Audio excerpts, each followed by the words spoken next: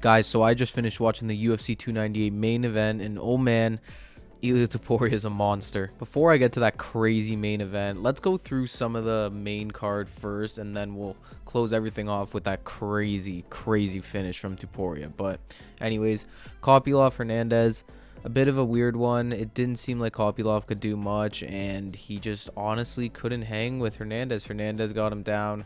Once he got his back, it was kind of wraps. The first time Kopylov got out, but ultimately it wasn't enough, and he ended up getting choked out.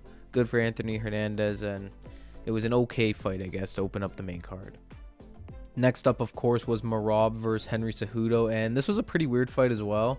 I honestly had Cejudo winning the first round, I think, but once round and 3 came along, MorriJRS was just better everywhere. He had Cejudo in a guillotine choke at one point. He was having a lot of fun with it. He picked him up and completely carried him across the entire octagon, threw him down.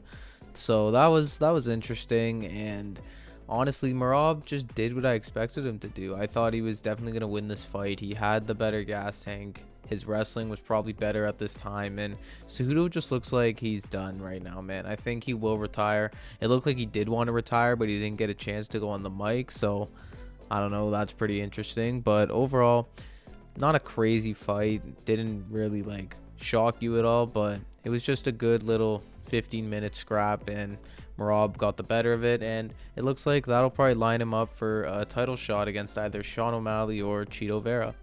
Then on to the fight that completely made zero sense to me, Jeff Neal versus Ian Gary.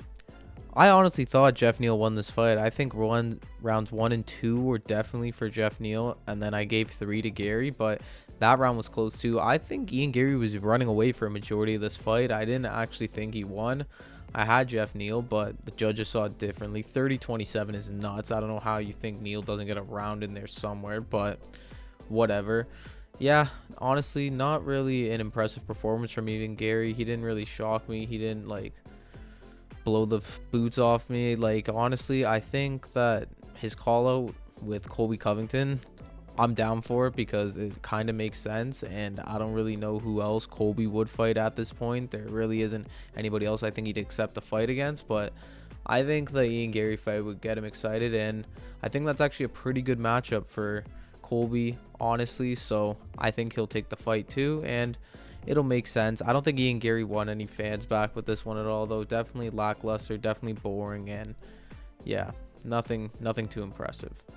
On to the co-main event now, and this one was a fun one. Paulo Costa, Robert Whitaker. These guys went to war. This was a brawl. I don't know how this didn't get the performance of the night bonus. Doesn't make any sense to me, but whatever. And Paulo Costa, man, like, I had some doubts with him heading into this fight. I didn't think he was going to be able to hang with Rob at all. I thought the long layoff was going to be a big issue for him, and ultimately that'd be why I'd pick Whitaker, but he definitely was hanging in there with Rob. I mean, at the end of the first round there, he had that crazy back kick that was stunned Rob, and if he had a little more time on the clock, who knows, he may have even been able to get a finish there, but ultimately he didn't. Rob was just beating up Paulo's front leg, and Paulo was throwing back and he was hanging in there. He took some heavy shots, but ultimately he couldn't get past Rob's jab, and that's what ultimately won Rob the fight. And props to Whitaker as well. He did great here, and we'll see what's next for both of these guys, but honestly, just a fun co-main event to be a bright spot to a pretty lackluster card overall. And that, of course, leaves us with the main event, Alex Volkanovski versus Ilia Topuria, and wow, man, what a fight, what a moment. I had this happening, man. I knew Ilia Topuria was going to win this fight. I had a big feeling because it just, everything made too much sense. I really thought Volkanovski came back way too early, and I was proven right. I think if he still took some more time, it would have been better, but he didn't. He rushed back in there, and he paid the price. Ilia looked sharp. He was able to march Volkanovski down along the fence and just throw a combination and completely just knock out Volkanovski. Volk was sleeping, man, and that was definitely rough to see if you're a Volkanovski fan. And for Ilia Topuria, man, hats off to him.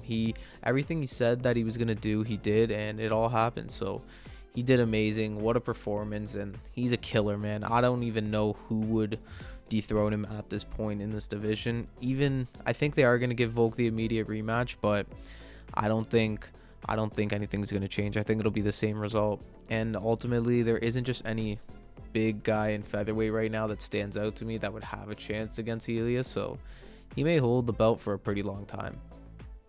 As for Volk, I think he needs to take a big layoff here. I think 8 to 10 months would be perfect. I don't want to see him come back any sooner because 2 knockouts like that back to back isn't going to be good.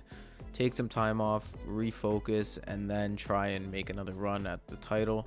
And he probably will get the immediate rematch, so whenever he is ready, that fight with Ilia will always be there. Overall, though, a great main event, a great way to cap off this card, and ultimately, I think that Ilia Topuria is going to be a big star in the UFC for many upcoming fights. There you have it, though. That's it for this review. Let me know what you guys think, though. What did you think of this card in general? What did you think of that main event? What did you think of the co-main? Let me know. I'm always interested to hear what you guys have to say. And yeah, thank you all for watching another one of my videos, and stay tuned for some more discussion topics about these upcoming cards in the next few weeks. We got UFC Mexico next weekend. We have UFC 299 coming up as well. It's a fun time to be a UFC fan, and there's a lot to cover and lots to talk about, so stay tuned for more. Thank you once again for watching, and I'll see you next time.